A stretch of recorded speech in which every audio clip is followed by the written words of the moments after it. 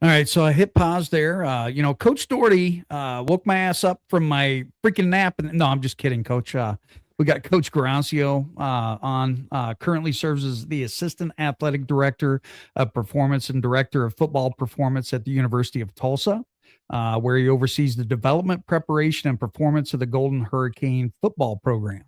Before Tulsa, he was the head strength and conditioning at the Florida Atlantic University, joining the Owls staff in 2020 and leading the performance program for FAU. I do have to pick your brain right away. So 2020, you were right around that COVID cusp thing. What was that like trying to be the head strength and conditioning coach when COVID was hitting us so strong? Yeah, it was kind of miserable. I'm not gonna lie. It wasn't a fun time, but so I come in, I get there from Colorado State. I was the head guy at Colorado State for a year. Had the opportunity to stay. I got retained by Steve Adazio in the coaching change, and ended up going down to Florida Atlantic. And I'll never forget it. I think we're like 8 weeks in. Had a great 8 week off season winter block of training, and we were gearing up to go to spring break. And the rumors are flying around like yeah, like there's something going on in the world, and there's a lot of uncertainty. We don't know what's going to happen. We go on spring break, and I'll never forget it. That Monday, we get told like, hey, like the 14-day shutdown. Oh, we're going to shut down for 14 days, whatever it was. And then you fast forward 3 months later, and it's like holy shit, like we were really we're really out of shape. We're really, separated from these kids. I tried doing the whole FaceTime deal. We got shut down by our compliance. They said that we couldn't make anything mandatory. We couldn't do this. We couldn't do that.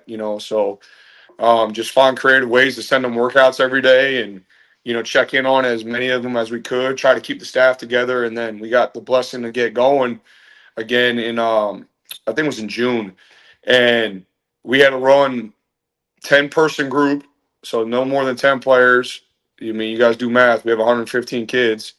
So, what we did is basically every staff member, and I had five, including me, basically ran their own group. So you ran start to end, warm up all the way through the end of the workout, and we try to stagger them to where when one was finishing up on the field and transitioning into the weight room, the other one was transitioning out of the weight room into something else. And we did that the whole summer, and I'll tell you this: that probably took 5 years off my life coaching, because it was exhausting. It really was, And then you get into season, and it's like, all right, you're in camp, and you're getting ready to gear up to play teams, and games get canceled. I mean, we didn't play our first game until mid-October. Wow. And Yeah. then, I hate to jump in. And then, we were covering our faces, right? Oh And man. that sucked. But the worst part about it was you could still smell their flatulation, so it was going through. Yeah. Yeah. And I'm not a guy like, I hate having things like on my face or around my neck. So like and I'm already a nervous dude on game day. So like that was absolutely miserable. I got yelled at about 20 times from our admin about having my mask on during games. I'm like, all right, I'm trying. And then one time we're in Florida, it rains. So I feel like I'm getting, waterboarded by the CIA like halfway through the second quarter. I can't breathe. I got water. I was like, man, this is miserable. Like, Yeah. All right, Definitely don't want coach, to go I'm back going to to give you those the times. question. Yeah, so coach, thanks for coming on. I was talking to Coach Banks earlier and said in every occupation there's those heroes, and I just publicly have to say that as a strength coach, you're one of mine, man, and I really appreciate you taking the time to talk to us today. no, I appreciate it, man. I'm just trying to do a good job, and I appreciate coaches out there that want to learn, and I'm like, man, I tell people all the time, like I want to learn from everyone that wants to communicate and network with me. So, I'm just blessed to have a lot of people reach out. I'm blessed to have the reach that I have too, through social media and through these different things. Like, it's been a crazy experience. Like, I wasn't a social media guy, and I got bored actually in 2020, and I read an article about how to expand your followers, and I did their steps, and like I went like from like 5,000 followers to like 20 in like a month and a half. And I was like, holy shit, like this is wild. And then it's just like the amount of people I've met through that has been unbelievable. It's been great to really just meet new coaches and learn new things. That's awesome. I got to ask, since all, trainers are bald, can you pull your hat off so I No, can see? I got Hey, listen, I got a haircut today, but I actually got a really good hairline. So my brother, Nice. he's the associate head up at Notre Dame. He's 5 years younger than me, and he missed the hair gene. I got all the hair, and he got all the facial hair. Now I can't grow a beard like he can, man. He got a whole thing going, but I at least my hairline is steady. That's awesome.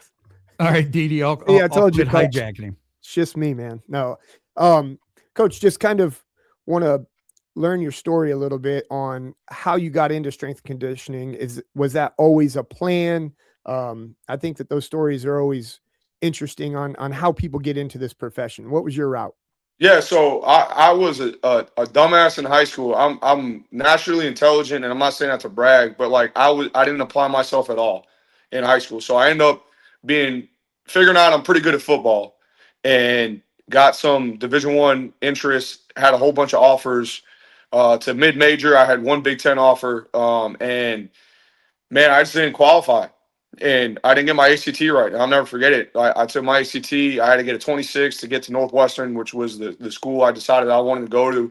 And I scored a 21, and they dropped me on I think it was Saturday or Sunday before signing day. So that's, again, all the young guys out there, if they're listening, like high school kids, like take care of your grades, right? Take care of your grades. Do what you're supposed to do. Because I didn't fall in love with education until probably my sophomore year of college, and where I realized like, wow, like I could learn some things, I could do some things that and really educate myself. And now I'm in my PhD, which is crazy, right? Like when you look, full circle at it. And I'm going to junior college, and I enrolled early. I left 7 days after my graduation. I wanted to get there early. I wanted to have the summer training. I always enjoyed the high school training that we had there at Gulf Coast High School in Florida, where I was at. I get there and I meet Dos Remedios, who's kind of like a famous guy on the West Coast. Like he's been in the strength and conditioning. He's retired now, but he's been in the strength and conditioning game for a long time, right? Played at Cal, got in the strength and conditioning, did the whole. You remember the Perform Better like clinics? Like he was like a mainstay on that circuit. Like Wow. wrote two books. He wrote Power Training and Cardio Strength Training, if you're familiar with either of those, by Men's Health, right? So I get there and I got this big intimidating bald dude screaming at me, cussing me out left and right, and I'm like, dude, this is awesome. Like this is great. Like this guy, like he's threatening our lives as we're running half gassers. Like, and it just and you know what? He's very sound and he's very intimidating, but he was also very caring. And I never forget, I always wanted to do good because I wanted him to feel like I did good, right? And that was one thing that always stood out to me, and made me tougher, maybe more agile. Had a great program, made me faster, made me stronger. And I'm looking at him and I'm like, my plan was to be going to business. To be honest with you, I wanted to do. I was going to Northwestern because I was going to go in the MBA program, and maybe move to New York and become a stocks guy, and be that guy. But I get there, I'm in college at the Canyons in Santa Clarita, California, with this guy Dose screaming at me, and he's like, "Hey," I'm like, "You could do this? Like, you get paid to do this?" He's like, "Yeah." I'm like, "This is all you do?" He's like, "Yeah." I'm like, "Damn, like I want to do this. Like, this is awesome." So I end up figuring that out quick. About end of freshman year, that I could do this for a living, and changed my plans. Like definitely did. I changed my major from business to exercise science. I end up leaving. College of the Canyons. I end up going to University of Sioux Falls. So I paid for Kalen DeBoer, and some of my classmates were strength coaches. Already had previous experience. Some of them already had graduated and done internships. So really kind of put me on a path and gave me a blueprint. One of my best friends and uh, eventually one of my peers, Dom Stadinsky, who was the head strength coach at Auburn last year, he got caught up in that coaching change. I mean, me and him were the same age. Like we graduated the same year, and he had just got done with an internship at Notre Dame when I got to University of Sioux Falls from junior college. And I was like, well, what I got to do? He's like, you got to intern. He really just laid it out for me, and now we have this great network. Well, Tyson Brown's part of that network. Like he's 2 years above me. He's at University of Indiana. Chad Travers, another one. Dalton Elliott, who's the head guy at UTEP, is a few years younger than us. And like I said, my brother. So we have a pretty cool little alumni base that really just kind of looks out for each other and really just created a strength network. We're not what Springfield is yet, but we'll get there. But I get I get done. I get an internship. I get an internship at FAU. I do a GA ship at Northwestern State. And then everyone's like, get connected to Tommy Moffitt. If you get connected to Tommy Moffitt and he likes you and you do a good job for him, you're going to get a job. And I said, okay. Like, so, I mean, I'm up in Natchitoches, Louisiana with my fiance at the time. I mean, we're living off Hot Ready's, you know, I'm paying to be a GA because that's just what it was. You know, I'm paying for my tuition, my books, all that just for the experience. And, I had the ability to go down there and observe LSU. And this was 2000 on their 2011 national title run. You know, they ended up losing to Alabama. They beat Alabama in the regular season, lost to them in the postseason in the national championship game. And you know, you just walk in and it's like I was just floored. I was like, holy shit, there's just levels to this. You know, you watch the intensity of the training, you watch the technique, you watch the clarity in the message being delivered, the intensity, the urgency. It was just like a whole different world that I've never seen before. And I'm watching Moffitt and I'm watching his assistants who he had some just savages for assistants. Like some of my best friends to this day, you know, Eric Donovan, head guy at Wyoming, Ryan Philo was the head guy at UTSA. Ben, I still can't say his last name, was at Wake Forest. You know, like these dudes were just unbelievable. And I just like how you like you said, like, man, like my Mount Rushmore coaches, like those all those guys were my Mount Rushmore coaches. Like, and you know, they're a few years older than me, like 2 or 3 years older than me, and had a head jump start on me. But I was like, man, I need to be here. And I convinced Moffitt. I was like, Moffitt, I'll work for free. I just finished my coursework up. And I came down. It's funny how life works, right? Like, I was begging to get down there. I'm down there maybe 4-5 weeks, and I get the head job at Northwestern State. They call me back. They interview me. I was like the 4th guy they offered because everyone just kept turning it down. And I guess I was just dumb enough to take it. You know, I'm 23 years old. And I'm like, hell yeah, let's go. I'll be a head strength coach. I didn't even ask to pay at the time. I didn't negotiate nothing. I probably could have got more money. I probably should have got more money for what I was stepping into. You know, I go up there and it's a great deal. And I'm 23. I got 5 kids on the team that are older than me. You know, they didn't know that. And, you know, a bunch of guys that I've already previously worked with. And I made more mistakes in the first 4 months than in my entire career. And some things you look back and you regret, some things you definitely don't. You know, and to me, it's I learned so much in that short amount of time. The biggest thing is I learned how to work. Like we have 17 varsity sports at Northwestern State, and I had me and a GA. That's it. And you had to grind. Like it was one team in, one team out. I took all the main teams. Like, you know, we were a really good baseball team. We had a good basketball team. Obviously, football, volleyball was a team that I worked with as a GA, and they had, you know, they went to the NCAA tournament and won the conference. And you know, it was a deal where I really had to grow up quick. And then I had my son when I was there in my second year. And, you know, we got to 6-6, which in their record books is the best record since 2007, where I think there were 7-5 in the last 40 years, it feels like, or 30 years. Like they're not typically a successful program. So we got to 6-6 and I felt really accomplished. We won 4 games in November, which was a big deal. You know, when you start out when you're staring down 2-6, it's daunting. And we rallied and got 4 wins. And I get a call from Paul Jackson, and he's like, "Hey, you want to come to Ole Miss?" And I was like, "Yeah, I'm in the truck. I'm already there." Like, you know, I called him my ID when I was driving up to Ole Miss. He wasn't happy, but I was like, "Yeah, you know, I'm sorry, but this is SEC country, and this is a program on the rise." I spent 4 years up there, just getting a master's degree in speed and change direction training from Paul Jackson. He's elite. You know, I can't speak highly enough about him and what he did for my career, giving me a shot. And then, you know, the level of professionalism demanded every day and the level of continuing education that he demanded out of us was insane.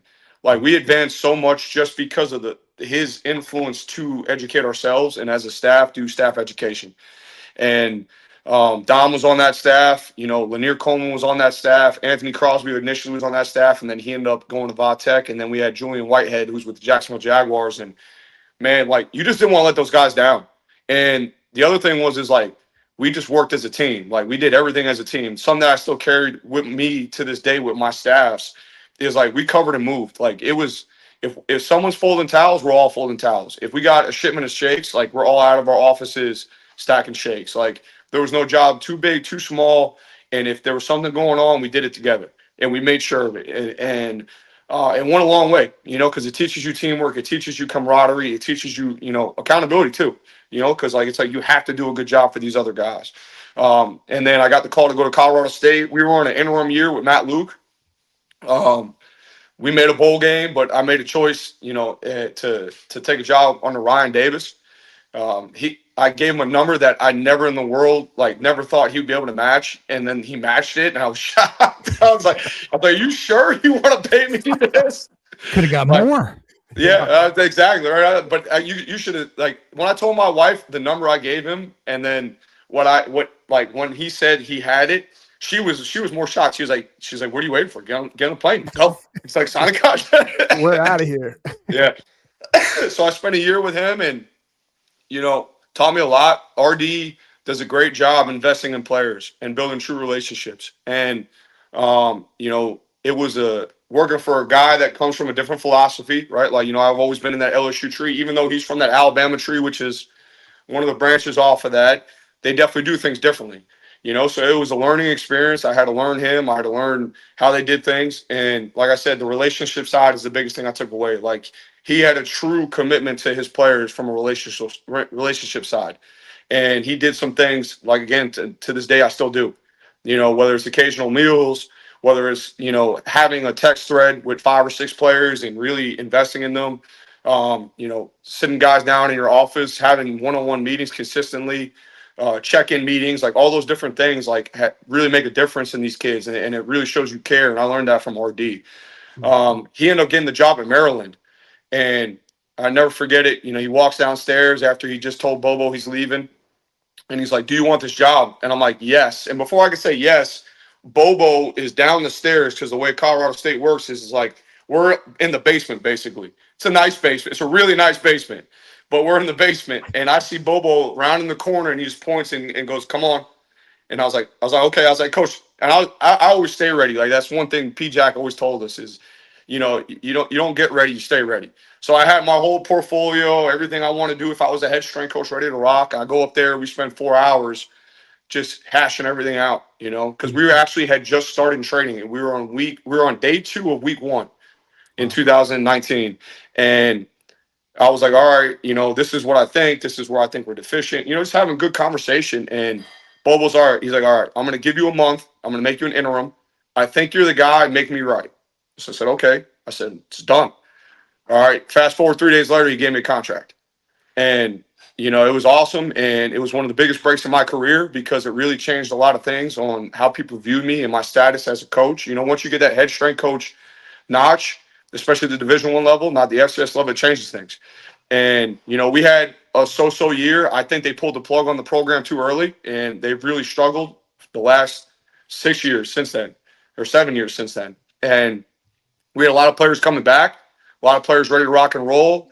And then as soon as they fired Bobo, man, we had our starting fullback who's still in the NFL. He goes to South Carolina. We had a quarterback go to South Carolina and start for South Carolina that year. We had a tight end, Trey McBride. That was another guy that was on our team. We had another kid, Warren Jackson, who opted out, and he played 3 years in the NFL. All these guys would have came back, and I think we would have had a shot. Yeah. We really would have, but that's what college football is, man. These admin, they get in their head, they need to make a decision. The fan base turned on them. I never forget, we're beating UNLV going in a half, and they're booing us, and I'm like, man, this is crazy. But that's the nature of the beast. That's they get to pay to sit in them seats, so they get to pay. They get to make those opinions because they pay for them. But end up not going our way. Adazio came in, and I got retained, and Willie Taggart called me and wanted me to interview. I go down to FAU, and I interviewed, and then I got the job. I think it was the day before Christmas I got that job, and it was a dream come true because going to FAU. My parents lived in Naples, which is about hour and 40 minutes away, and the grandkids being able to see the grandparents and being back in the state of Florida, and then you heard you kind of get a monkey wrench thrown in it. You get COVID. You get a crazy year. We end up 5-4. We end up going to a bowl game. We play Memphis, which was pretty cool. Next year, we're 5-7. We just couldn't turn the corner. It comes down to the last game of the year to get bowl eligible, and we lose on a fluke play to Middle Tennessee. We tried to do a flea flicker. Quarterback got hit. Ball popped up. DN caught it and housed it to win the game. And I never you're just all right, that's kind of cursed. And then the next year, we get Western Kentucky at home. We're 5-6, and their conference, they're going to play in the conference championship game the next weekend, and I mean, we're going toe to toe with them, and we're in overtime. We have an opportunity to win it in regulation, wide left with the kicker. Then we go to overtime, and it's like, okay, here you go. And then it's wide right, and we lose the game. And it's like, oh, come on, man.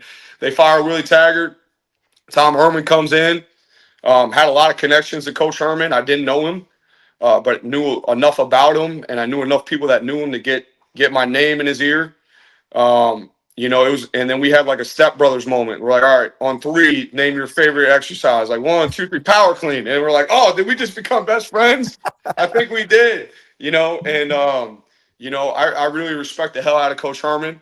I really love Coach Herman. He did a lot for me personally. You know, but the nature of college, again, we got 2 years. He got 18 months.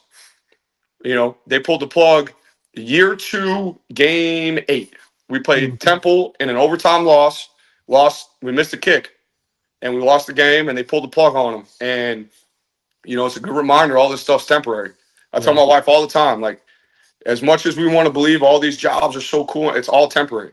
You know, I tell all my assistants all the time, I'm like, listen, man, this stuff, enjoy it. Like, stay in the moment because, like, it's gone. Like, I'm going on year 16 of coaching. I'm going on, I think, my 10th year as a head strength coach. And, man, like, you got to have gratitude for every one of these days because, like, I mean, when I got fired from FAU, when they let go of Herman, I mean, you know, I got respect for Zach Kitley, you know, but he walked in. It was a 30-second conversation. I mean, he starts telling me, oh, yeah, I heard you do a great job. I really don't know you, but you do a great job. You have a great reputation. I say, listen, man, I know what this is. Like, just shake my hand. I'll see you. Like, I appreciate you. I thank you for doing what you're doing and being professional with me. But, like, I know what you have to do. Like, it's part of it. Like, you have to start this thing over.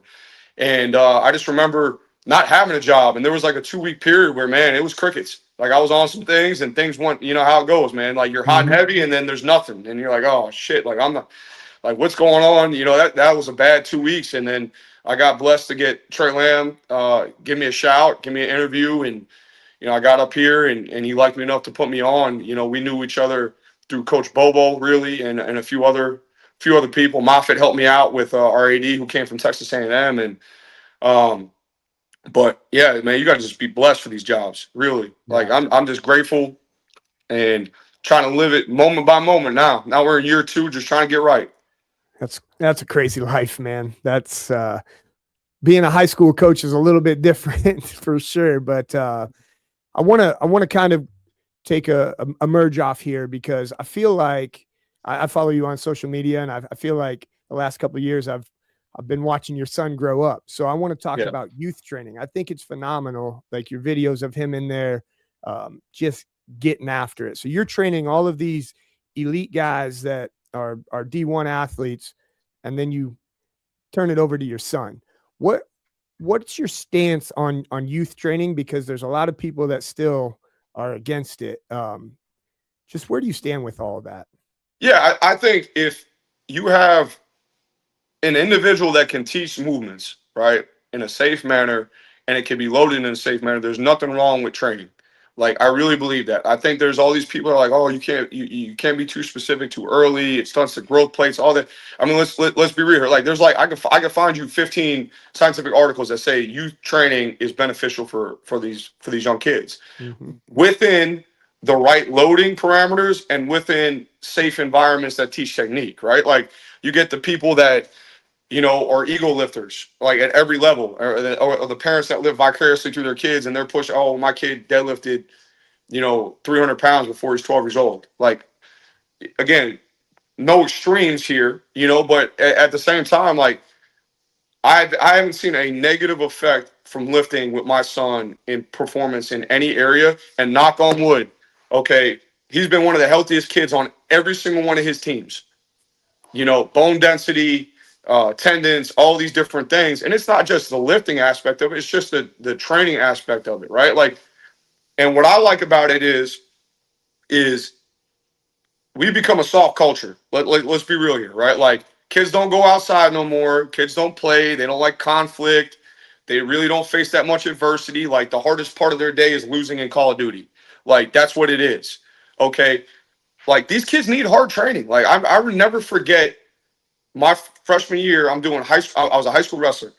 Okay. And being in that room and going through and having to run 2.5 miles as a warm up, then come and do stadiums, and then drill for an hour, and then do a freaking body weight circuit again. Yeah, scientifically, does it make sense? Probably hell no, probably doesn't.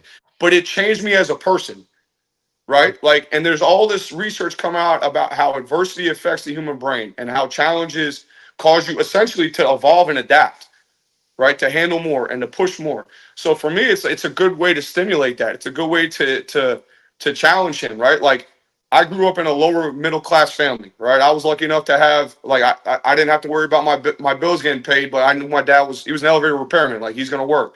Like, my son has a way cushier life than that, right? Like, and I'm grateful that he has that, but at the same time, life's not is gonna be nice to him. Right. And what does training teach you? Training teaches you to how to deal with failure and how to rebound from failure and how to push through those sticking points, right? Like, I tell my son all the time, adversity is not a brick wall. Like, it's not a sticking point. Like, it's a breakthrough point. Like, we got to drive through it. Okay. And that's what I really like about it, is like, because you don't get that from other places. Like, youth sports are not what they used to be.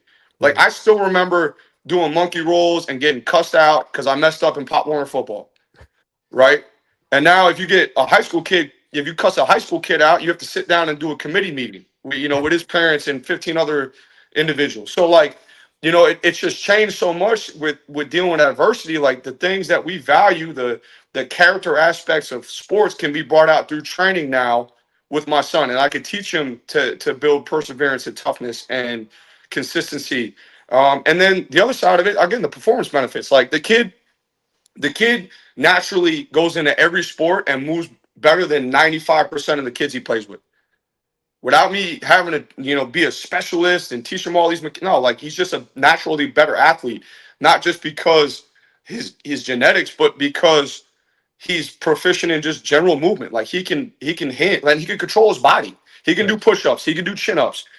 He can do lunges without being off balance. Like, he can squat with a good pattern. He can hinge with a good pattern. Like, these basic, fundamental biomechanical movements, like, they're not foreign to him. Right. So we can build that toolbox up. And then again, the resiliency side, like, the kid don't get hurt. Like, I've seen this kid, like, and now we're at the age now where you get these, like, genetic 12-year-olds that have mustaches and stuff. And we're with that. Football season was a little bit different this year. I'm noticed, like, he's usually the skinnier one of the group.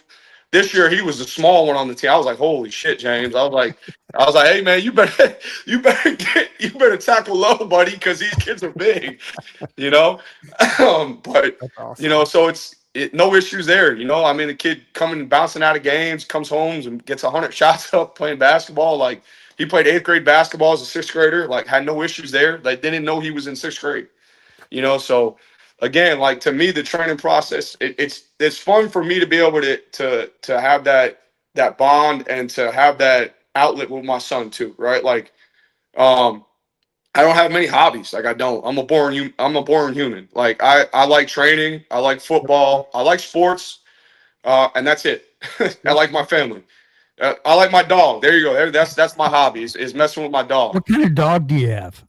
He's a what do they call him now? An XL bully. It's a pit bull. He's a 120-pound baby is what he is. Yeah. So I live that same lifestyle. I'm super boring as well. So totally understand. You're not that boring. Come on. Yeah. I do have a quick question. How do you balance science versus instinct when you're programming your athletes? Yeah, I think the programming side of it's a little bit easier because there's a checks and balance and there's some wisdom that comes along with it. I think, and I'm going to actually present on this in my clinic in May, but everyone wants to copy models and systems, right? I think everyone needs to understand the principles that drive these models and these systems and understand how they fit the contents of their environment, the contextual side of their environment, right? So for me, like, you got to have some wisdom and to your point, like, you need to have some coach's intuition, right? Like, I've done it before this way with this many reps, and then I did this run, and then bad things happened, right? Like, I have to have that in my memory bank. I have to have those reps. Now, from a programming side, though, like, it's always an evolving science, right? So, like, there's always new systems that come out. There's always new protocols that come out. Like, there's like the other day I'm reading, Tim Gabbett just had an unbelievable research paper that came out just about adaptation in general. Like, so you have to stay current, but I think you have to just understand the principles and how they abide and how they work for you within your circumstances. Right. So it's always a puzzle, and everyone's puzzle is different. Like my puzzle is not the same as your guys' puzzle. It's way different. Okay. But so how can I take my experience and my wisdom and then my knowledge of these principles and integrate them into the current situation I'm in? Right. Based off of testing numbers, based off of personnel I have, based off of resources, weight room, nutritional, all these things are going to factor in to make this program work. So how can I take all these things into consideration through wisdom, through experience, and through my knowledge of these driving scientific principles? Because like at the end of the day, it's like, all right, we got to make sure there's progressive overload. Okay, we got to make sure that so there's a gradual build in training, right? There's a gradual build in difficulty. Okay, we got to make sure we fight accommodation. Well, that's just adding variation to things. Okay, and then we got to make sure that we increase tissue stress capacity, and we do that over time. Like if we do those three things, like anyone can write a good program. And then it's not, to me, it's not about exercises, X, Y, and Z. It's about the modality, the adaptations. Like, okay, like I know what I need to do this day because all these exercises fit the stress that I need for this day and the adaptation that will occur this day. And then I just build off it. That's awesome. Yes. 100% yes. What are the biggest gaps that you're seeing right now from high school into college? Like, what are you dealing with the incoming freshmen, the gaps that you're seeing? Well, and what's funny is geographical. So like I've been now in 3 different regions in my last three stops, right? So in Colorado, like more West Coast kids, right? They are very savvy and they hire a high work capacity. They handle high work capacity on the field, but in the weight room is very, very, very, very, very limited and very undertrained. Okay, Florida, all right, they're undertrained in everything because all they do year round is they just do sports. They do different sports. So like I got kids that go from football to 7-on and track. They never touch the weight room. So like Florida, from a development standpoint, like they're behind 1 year to 2 years every time you get a kid compared to a kid from a different state, say like Texas, where the majority of our kids are from now. We got Texas, Oklahoma, Arkansas, like surrounding states. Well, they're very big in development in high school. So they're coming in at a much higher training age, right? So it just depends geographically where they're coming from. Florida, nutritionally, they have nothing. Like I usually had kids, like people thought I was crazy. I had kids gain 15, 20 pounds in like 4 or 5 weeks, and they're gaining muscle mass. And it's like, well, why? Well, it's like, because they're used to eating friggin' Cheetos and that's all they had for dinner. And now we're giving them breakfast and we're giving them lunch and we're giving them protein shakes and they get meal stipends. And it's like, they've never had that their entire life, right? But versus like the Texas kid, I think the biggest gap, and I tell all the recruits this when they're on trips, is time organization. Like maximizing your time to be productive every single day, right? A lot of these kids, they are pulled and driven to or scheduled stuff for them all the time in high school, even in college, right? Like you're supposed to be here at this time, you're supposed to be here at that time. Well, how can you maximize your day, okay, to make sure not only am I going to all my classes, which is required, right, and handling all my schoolwork, handling all my training responsibilities, handling all my football work, but where in those days is the extra work that's going to make you different? Okay, where's the extra film sessions? Where's the extra mobility recovery sessions? Where are the extra skill development sessions, right? Because like we're going to develop some skill, but a lot of our training is general. But like if a painter paints every day to be a good artist, like are you going to go out, if you're a pass rusher, are you going to go out every day and spend 15 to 20 minutes on the pop-up and work different pass rushes? Or if you don't, you're not going to develop skill. Okay, so you have to develop skill alongside the general athleticism that comes along with training. So to me, it's like I watch these kids and they just struggle, right? It's overwhelming for these kids. And then, they go through the freshman blues 2 to 3 weeks and we try to help them. And then all of a sudden it's like we have this aha moment, right? It's like I got this receiver. He's from Texas. He went to Allen High School, right? Big high school. So I'm thinking this kid, they run it like a college. And first year he struggled.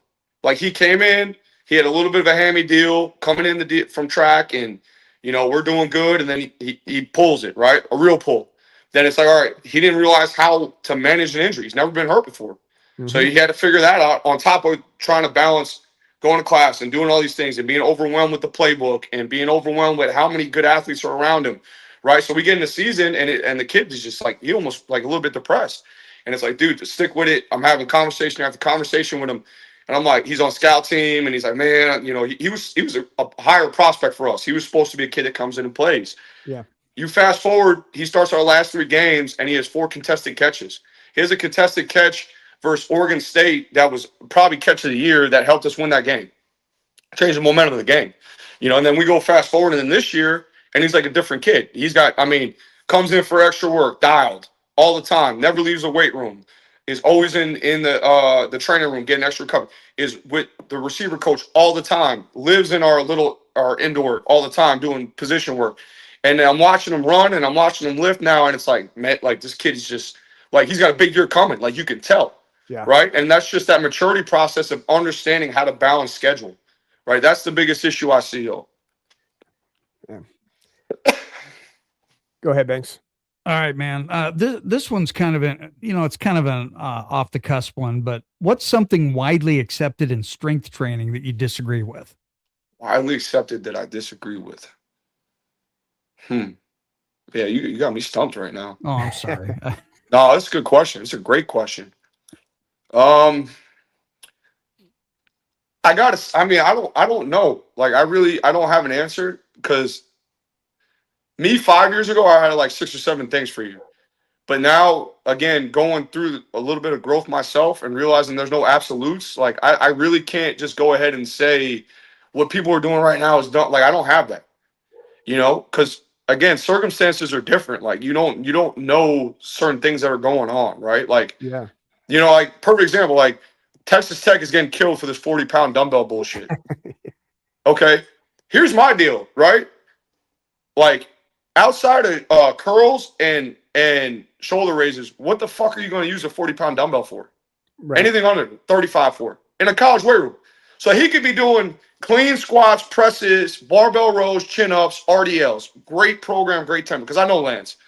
Okay, but because he doesn't have 40-pound dumbbells, he's a bad strength coach. See what I'm saying? It's crazy, those comments. Yeah. Man, people are, yeah. You know, so again, like, to me, like, I used to be that guy that, like, oh yeah, like, how could they do that? That's stupid. I'm better than that. Like, all that. Like, to me, that's just ego, and that's insecurity. So, like, to answer your question, like, I don't know really anything. I would say that one of my bigger pet peeves is trying to make return to play way different than what it is. I guess that would be one, like getting too far away. Like, if you can't do plan, like, I love Dan Paff because he always says, if you can't do plan A, do plan B. If you can't do plan B, do plan C. But like, it always should be close to what the actual plan is. So like, some of these guys getting off in the weeds and doing all these weird, like, made up stuff, like just things that, like, you're like, bro, like, where, like, you're trying to get him back to clean squats, bench, all these things, but you're doing all these wacky things over here. Like, you better have a good reason. There better be research behind it too. Like, I'm big on that. Like, you better all prove that, like, that's going to translate to when he comes back. Absolutely. You know. Absolutely. So I guess that would be one. Well, I thought you answered it great there, but here's another one. Because there's always a fine line between discipline and motivation. What role does discipline play versus motivation? I think motivation is bullshit. Okay. I think that we have to focus, and what we do is we focus more centered on having self-discipline. The best athletes that I've seen succeed have the highest level of self-discipline. Okay, like, all right. So I had the privilege to be a small part in AJ Brown's journey, right? He trained with me when I was in Florida. He hadn't come to Tulsa yet, but he trained with me every offseason in Florida.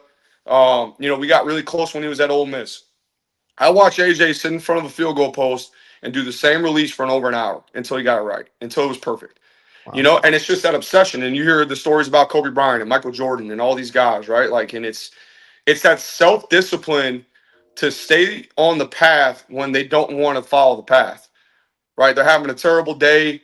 They feel tired. They feel demotivated. Like, but then they still get their ass out on the track and run, right? They still get in the weight room. They lift. They still get after it. So to me, we have to increase these kids' self-discipline, right? And that goes back to educating them about the process, about being moment to moment, and learning how to really split and divide up their day and compartmentalize everything, and realize like I don't have to get overburdened by 5 things. Like, let me just focus on this rep. Let me focus on this set. Let me focus on this hour. Let me focus on this day versus trying to go out and look at, oh, damn, we got 4 weeks of training. Like, that looks like a lot.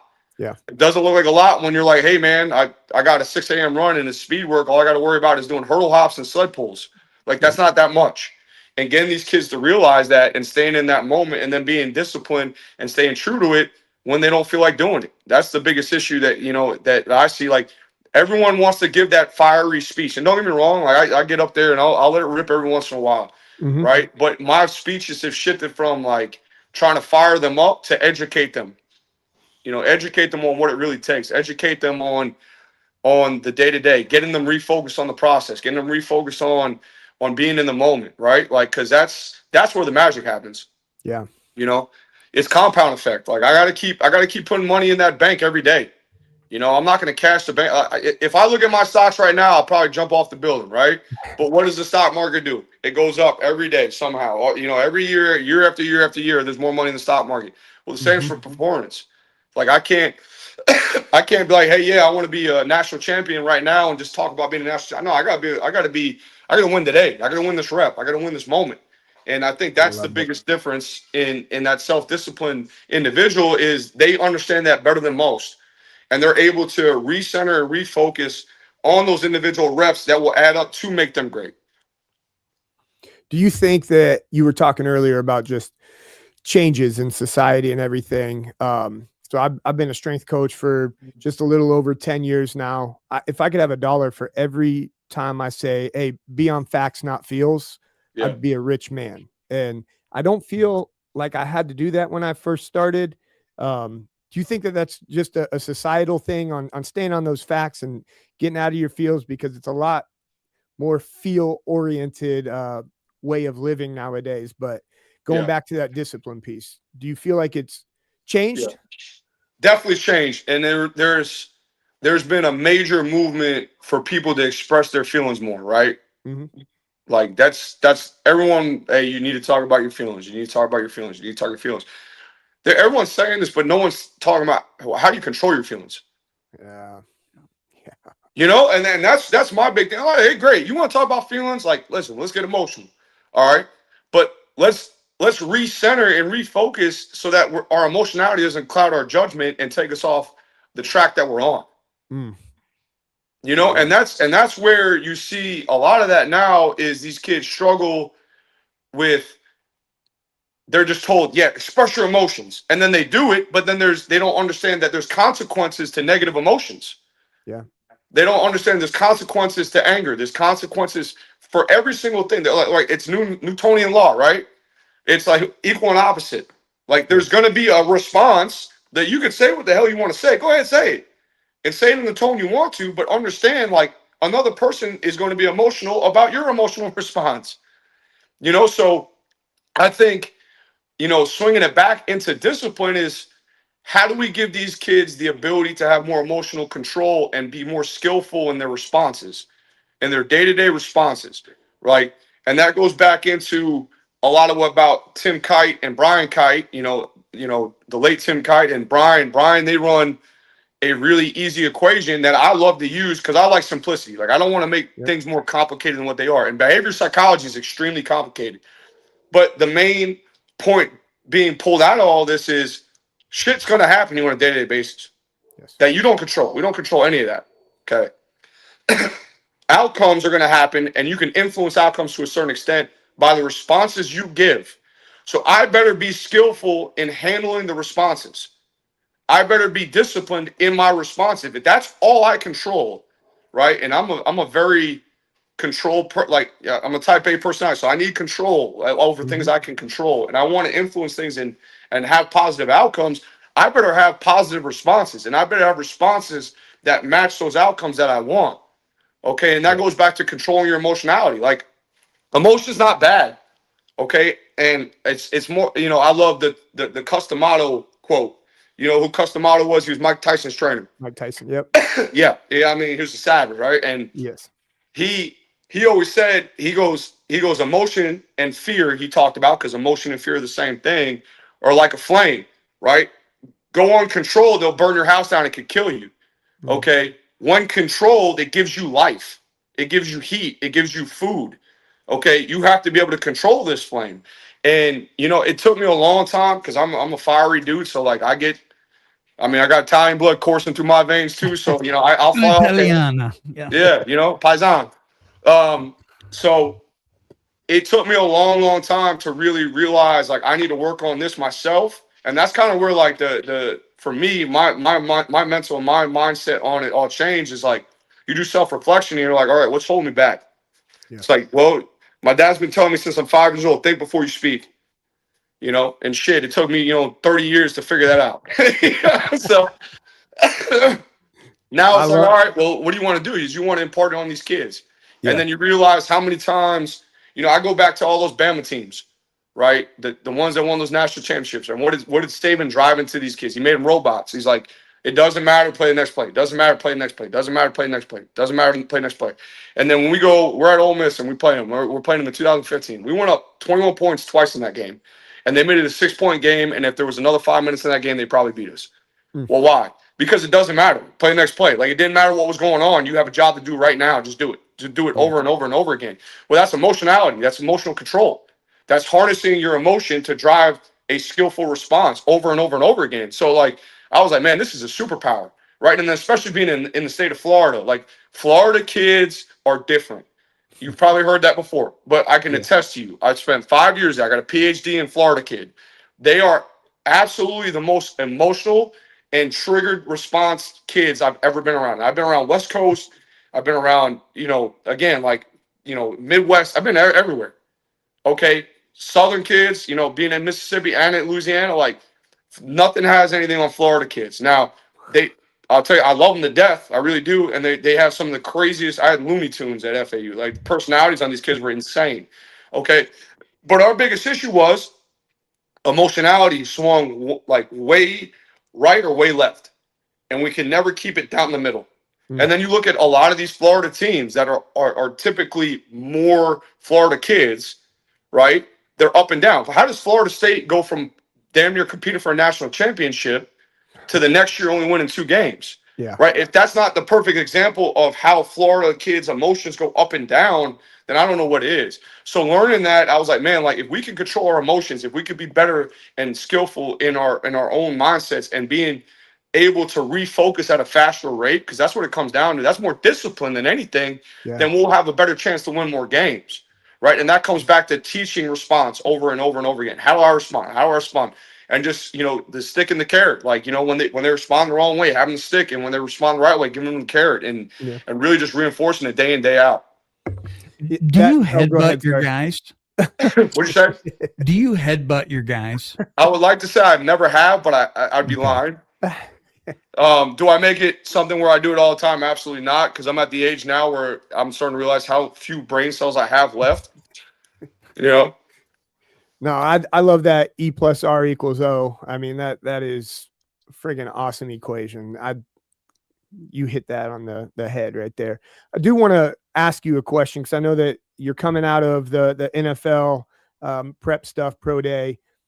How would you scale that for a high school guy, high school strength coach, high school program that's looking at going to prospect camps? So what I would do, I was like, I'd keep your training the same. I would have what I would call a combine school on a Saturday. So, I mean, good comprehensive program like I know y'all are running. You're going to sprint anyway. You're doing good stuff in the weight room, right? You're doing all these things to make them more explosive, all that.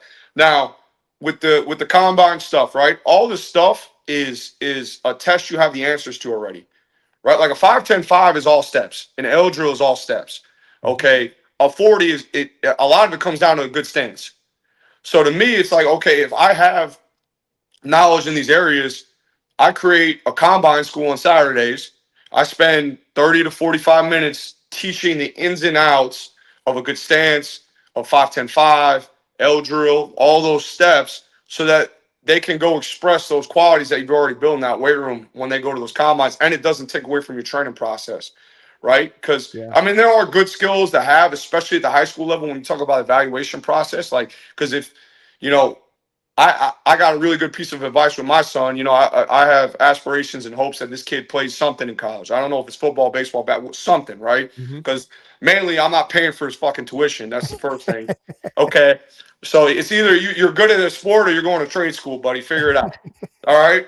But, you know, I have aspirations he plays in college. So, like, him having that experience and understanding and knowledge already is going to allow him to produce better times at these combine camps, which are going to catch eyes of certain individual and coaches, or at least just get his name mentioned more, which could produce, you know, more scholarships. So, like, a good piece of advice I got is, like, don't let him run a 40 until he's going to run a good 40, because that sticks with you a long time. So, like, you know, I tell him all the time, I'm like, hey, like, you know, he'll be 13 coming up this year, you know, but, you know, 14, 15 is when it really kicks off. That kid ain't running a 40 at a camp until he's 16. Okay, because that's when he's going to run fast. Yep. You know, I don't need him to go ahead and post a 5.0 and then the next year he drops it down to a 4.6 and I'm like, oh well, like, no, you know how this is. Like, you get one shot at a good impression. So the other thing too is with these combine, my advice to a lot of these kids would be like, don't go to a combine unless you're going to put up good numbers. Mm-hmm. Okay, like, there's nothing wrong with saying, yeah, you know what, I'm not going to run a 40 today, but I'll do a 5.10.5.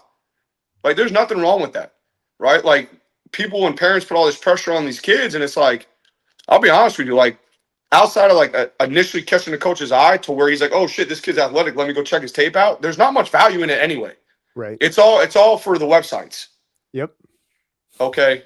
It's all for the website. So to me, it's like, man, like, I would spend a little bit of time just to satisfy that and to make sure my kids are educated on what it's supposed to look like. But I'm not going to let it take away from my training process. I'm not going to let it, you know, even with these pro day guys, I mean, as much as we're doing all this pro day training and stuff, but man, I'm sprinkling stuff in there so that when we do transition, like, we just finished pro day, was it last Wednesday, I think, or 2 Wednesdays ago? And it's like, all right, well, now you got to get ready for rookie minicamp. If you got a shot at all, you got to show out a rookie minicamp. Rookie minicamp is football. All right, not track. So we got to get ready for football. So let's make sure we do that, you know? That's awesome. I like that Saturday idea. What's the worst piece of advice that you've ever been given? If you say it, do it. All right. So it's a great piece of advice and a terrible piece of advice. Because if you get emotional, and I've done this as a young coach, and I was like, man, we'll do 1,000 up downs, you know? And then you start doing up downs, and you get to about $120, and you're like, shit, we ain't doing 1,000 up downs. So, you know, the worst piece of advice outside of that, let me think. Oh, all right. So my big pet peeve, I hate this, is when people tell me we're a family. In at least in the professional college setting, we're a family. So if I get fired, you gonna pay my bills and give me a loan? Like, that's one of my biggest pet peeves. Look, I'm all about creating connectedness. Like, and the type of person I am, I have to develop relationships with people to care about them. Right. So there's going to be emotional investments in a lot of these people. Right. You know, and I'm not saying that. I'm saying this, though. Don't get it twisted to where we don't think that this is a profession and there's politics and that what really matters most is looking out for you and your family. Right. So on the other side of it, the best piece of advice I got from Tommy Moffitt is always look after yourself. Make sure you take care of your family. Bottom line, if you can't take care of your family, you're messing up. Even if that means making somebody else mad or taking another opportunity that might burn some bridges, you have to take care of your family, number one, and you have to take care of yourself. So I would say the worst piece of advice is, oh, everyone's a family. And then the best piece of advice, one of the best pieces of advice is take care of your family. Like, that's number one. Yeah, that's good. I read an article on Lane Kiffin and how he doesn't use the word family. I think high school is probably a little bit different. You know, a lot of these kids have been together forever, but I just really respect that out of him and you. We're not preaching, like, let's be honest, this is a business. And like that was well said. What is what is it like getting all these transfer portal guys, you know what I mean, that think they deserve stuff? I mean, I don't know how much you see of that.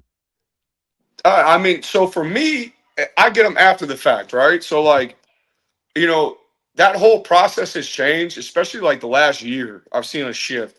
We have a GM, Mason, and he does a fantastic job. It's crazy to say that a G5 school has a GM, right? Like that's insane.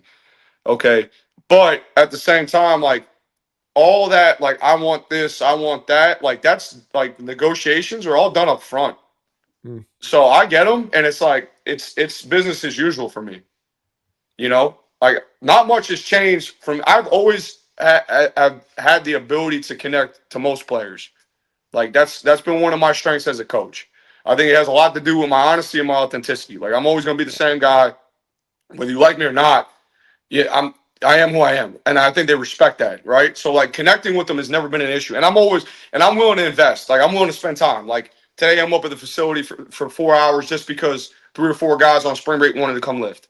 Like I'm always willing to have the weight room open on a Saturday. I'm always like, if you want to come get extra work on Sunday, shit, I'll meet you up there.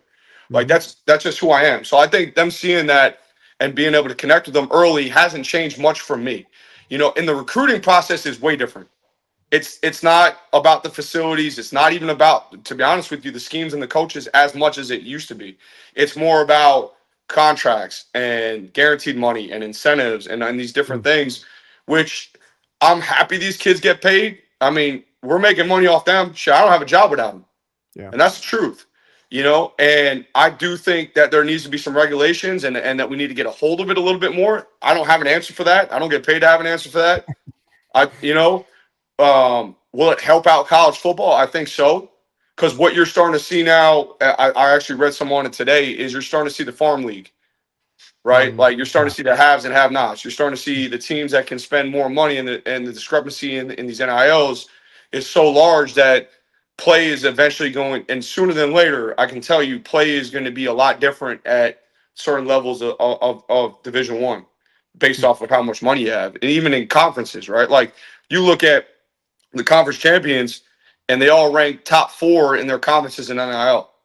It's not a shock, right? Like, I mean, you buy the best players now. You still have to coach them. You still have to make sure that they're available for games, which means that your training process has to be good. You still have to create teamwork and cohesiveness on the team. All right. You still have to have good staff dynamics so that you guys, like, there's a lot of things that factor into winning at a high level, but a lot of these teams can buy 7 wins now.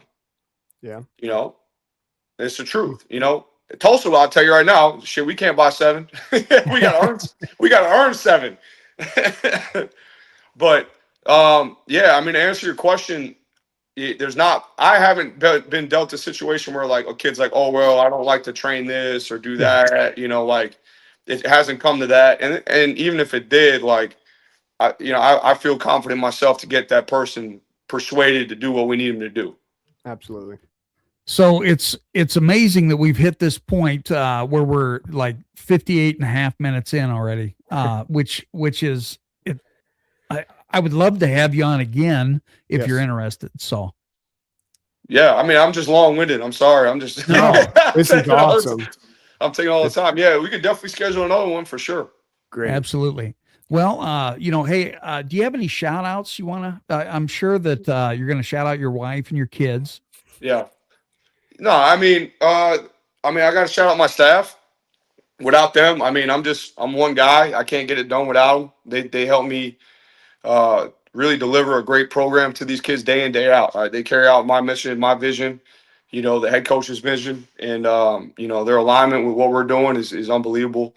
And then I'd say any coach that's interested, that's around me locally, high school, middle school, like I'm an open door. Like I'm open book. Like anytime anybody wants to come watch, observe, sit, chop it up, man, I'm all for it. Like I want to help high school coaches out as much as humanly possible because they help us out so much, right? Like we're starting to see a movement to push to get more high school coaches, which I think is absolutely strength coaches in the high school sector, which is absolutely necessary.